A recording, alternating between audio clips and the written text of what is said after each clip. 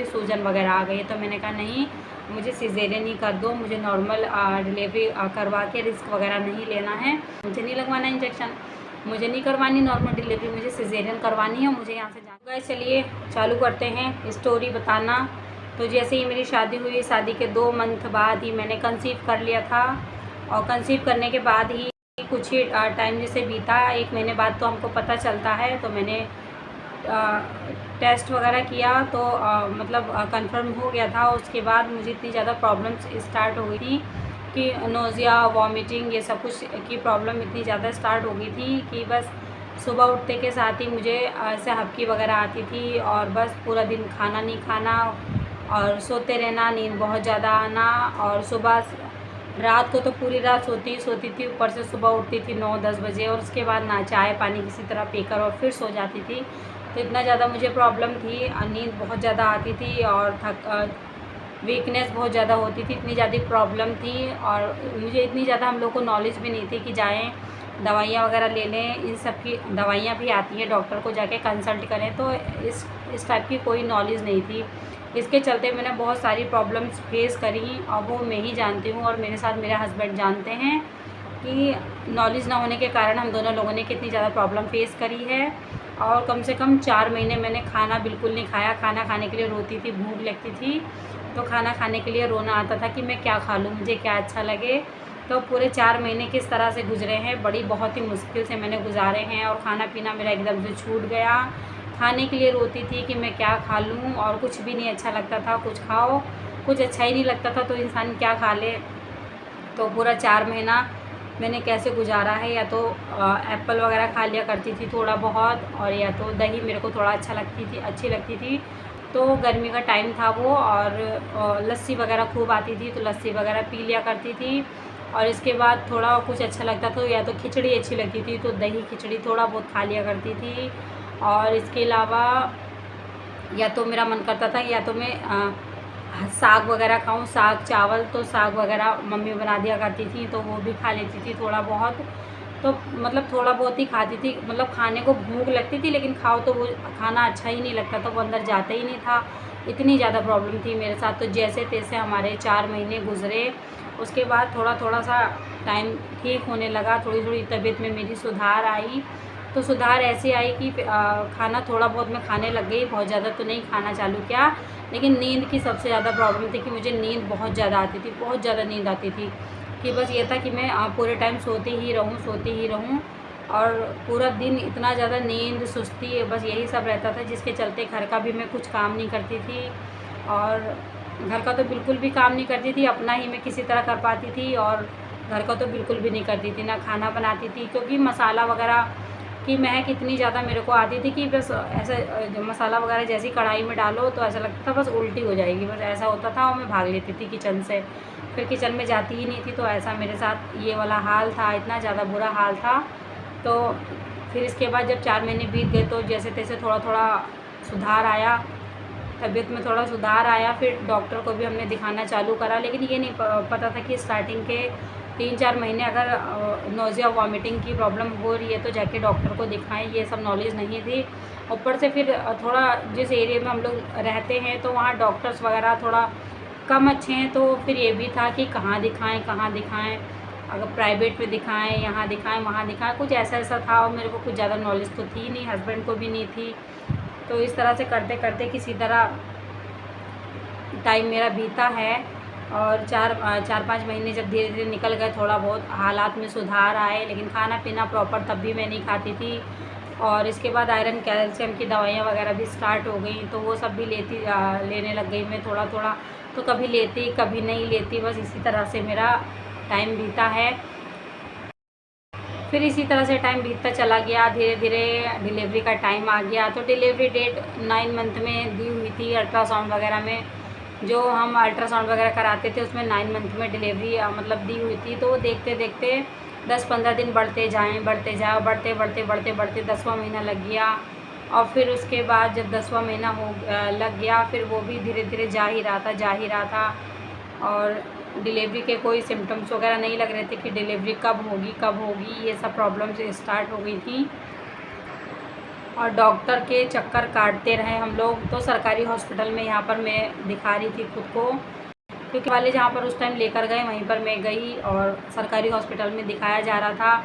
तो वहाँ पे बहुत अच्छे से नहीं ट्रीट करते हैं, लेकिन थोड़ा जान पहचान थी तो उसके थ्रू थोड़ा ठीक से देखते थे और बस यही बोलते थे कि इतने दिन में हो जाएगी, उतने दिन में हो जाएगी। मैं भी परेशान हो जाती, बार बार चक्कर काटते काटते परेशान हो जाती। फिर इसके बाद मैंने डिसाइड किया कि अब जब लेबर पेन आएगा तभी मैं जाऊंगी, अदरवाइज़ मैं नहीं जाऊंगी। परेशान हो गई मैं चक्कर काटते काटते, और जब लेबर पेन आ ही नहीं रहा तो वो भी क्या करें। डिलीवरी तो तभी होगी जब लेबर पेन आएगा, तो लेबर पेन आ ही नहीं रहा था और डॉक्टर भी कोई रिस्पॉन्स नहीं कर रहे थे वहाँ पर जाने पर। तो फिर मैंने फाइनली डिसाइड किया कि अब मुझे कहीं नहीं जाना है, जब लेबर पेन आएगा तभी हम लोग जाएंगे। तो फिर ऐसे देखते देखते 10वां महीना तो चल ही रहा था। 10वें महीने में 10-15 दिन ऊपर चले गए। उसके बाद लेबर पेन स्टार्ट हो गया और फर्स्ट डिलीवरी थी, तो मेरे को ये भी नहीं पता था कि लेबर पेन किस तरह से आते हैं, क्या लेबर पेन है, ये भी नहीं पता था। और फिर लेबर पेन स्टार्ट हुआ, थोड़ा थोड़ा बैक एक होने लगा, दर्द होने लगा कमर में। तो मुझे तो ये था कि ये तो नॉर्मली पेन होगा, ऐसे क्या लेबर पेन होता, मुझे नहीं पता था बिल्कुल भी कि ये लेबर पेन है। ऐसे ही हल्का हल्का कभी कदार ऐसे करके आ रहा था।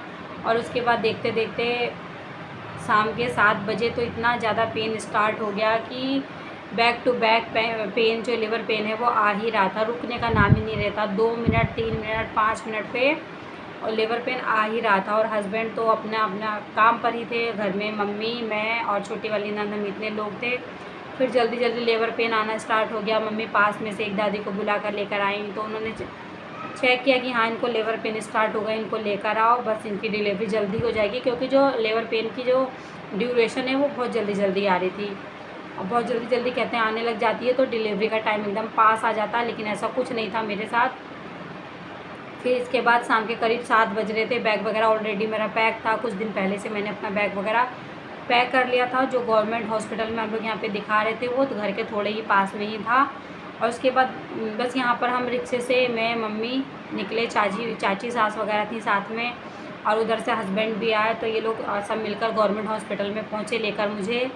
और इसके बाद वहाँ पर उन लोगों ने क्या किया, चेक वगैरह किया और बोले कि डिलीवरी में अभी टाइम लगेगा। चेक करते रहे 2-2 घंटे पे, 2-2 घंटे पे इस तरह से चेक कर रहे थे। और डिलीवरी तो हो नहीं रही थी और मैं इतना ज़्यादा परेशान थी, इतना ज़्यादा तड़प रही थी कि मैं ही जानती हूँ वो दर्द में याद कर लो तो रोंगटे खड़े हो जाते हैं। इतना ज़्यादा पेनफुल था वो दिन।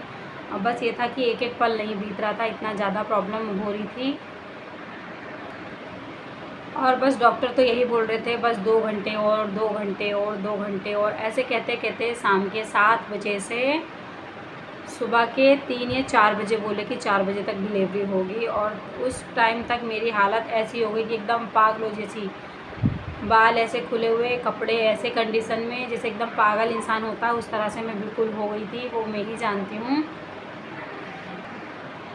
ना ही खुद का होश था, ना ही कपड़ों का होश था कि क्या पहना है, कैसे पहना हुआ है, किसके सामने खड़ी हूँ और क्या, कुछ भी होश नहीं था।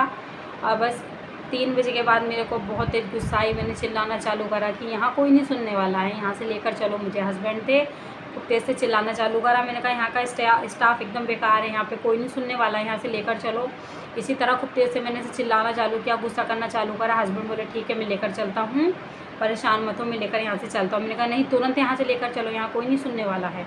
बहुत तेज़ गुस्सा लगी थी, बस मैंने ऐसे ही चिल्लाना चालू कर दिया। इसके बाद सब तो परेशान थे, क्योंकि घर वाले पूरी रात इसी तरह से बीत गई थी। ना किसी ने खाना खाया, ना पानी का होश, ना खाने का होश, सब मेरे में ही लगे थे। तो सब बहुत ज़्यादा परेशान हो गए थे। मैं तो परेशान थी ही थी, मेरे साथ साथ और सब भी परेशान थे।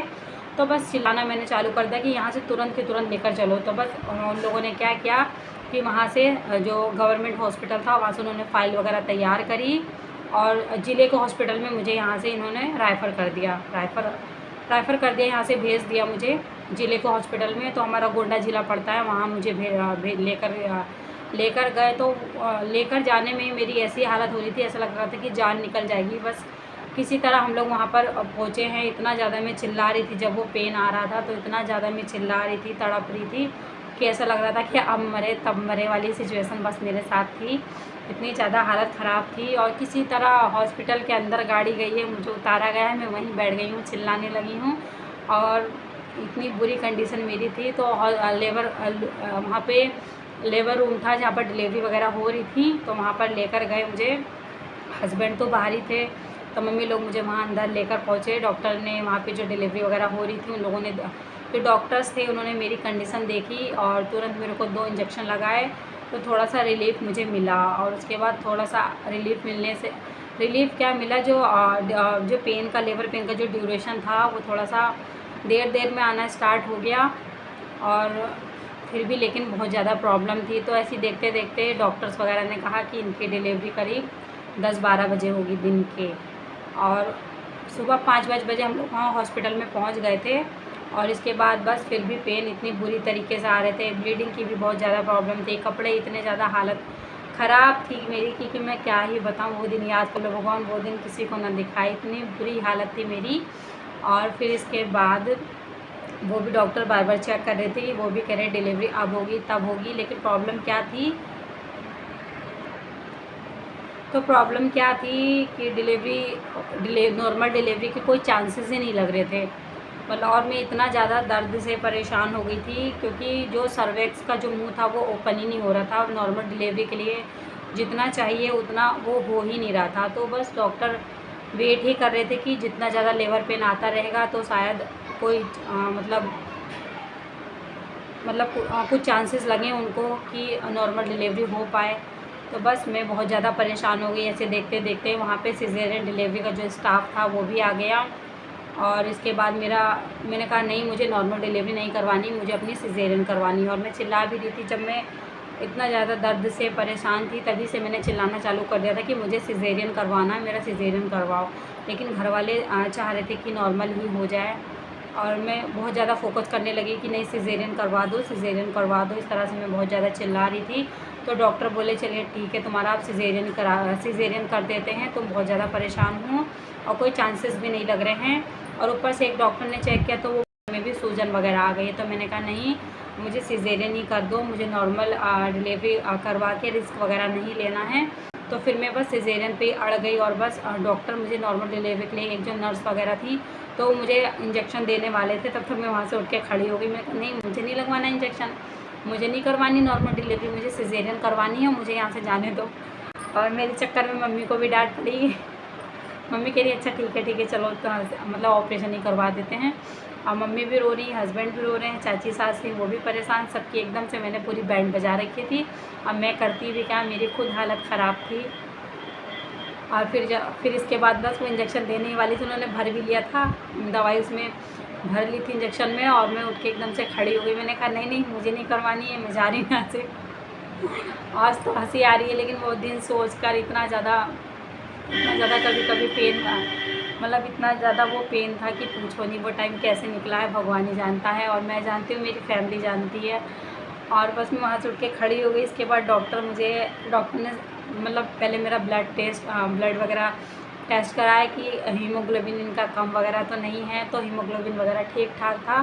तो कहा चलो ठीक है, तुम्हारा आप सिजेरियन कर देते हैं। तो डॉक्टर ने कहा, मतलब ओटी में ले जाने से पहले मुझे एक बार डॉक्टर ने और चेक करा कि एक बार चलो एक और बार और चेक कर लेती हूँ कि चांसेस शायद हों नॉर्मल डिलीवरी के। तो चेक करा, कह रहे नहीं बहुत मुश्किल है, चलो तुम्हारा सीज़र ही कर दिया जाए। मैंने कहा ठीक है भाई, दर्द तो हो ही रहा था। इसके बाद ओटी में मुझे लेकर चले गए और हस्बैंड सब सामान वगैरह लेकर, मतलब गवर्नमेंट हॉस्पिटल में तो ऐसा ही करते हैं वो लोग कि जिनका सिजेरियन करवाना है उनको सामान लिख कर देते हैं। ये जो ब्लेड वगैरह ये सब कटिंग वटिंग का सामान और ड्रेसिंग का सामान, ये सब कुछ हस्बैंड ही लेकर आए थे।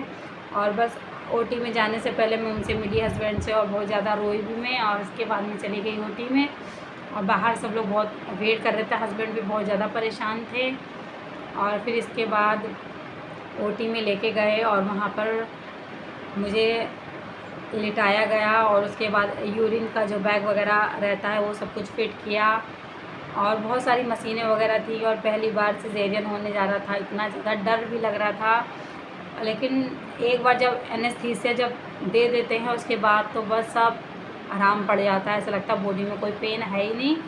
और जब एनेस्थीसिया देते हैं तो वो जो जो पिंच करते हैं रीढ़ की हड्डी में एनेस्थीसिया देते हैं तो वो बहुत ज़्यादा चुभता है। तो एक बार जैसे ही वो इंजेक्ट करते हैं ऐसे ही एकदम से रिलीफ़ आपको मिल जाएगा, ऐसा लगेगा बस अब तो कहीं पेन है ही नहीं। फिर 1-2 बार और शायद इंजेक्ट करते हैं, एकदम शून्य कर देते हैं एनेस्थीसिया देकर एकदम से, और इसके बाद बस लिटा देते हैं और अपना ऑपरेशन स्टार्ट कर देते हैं। तो ऑपरेशन वगैरह हुआ है तो ज़्यादा मुझे नहीं पता चला। एक तो मैं इतना ज़्यादा परेशान थी, घबरा रही थी इस चीज़ को लेकर कि मेरा बच्चा तो ठीक होगा कि नहीं।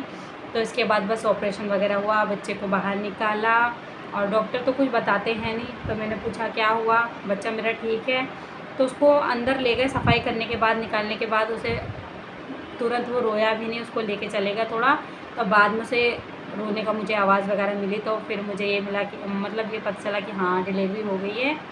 और फिर मैंने डॉक्टर से पूछा बाबू बच्चा ठीक है, तो कह रहे हाँ बच्चा ठीक है, लेकिन मैंने ये नहीं पूछा कि क्या हुआ क्या नहीं हुआ।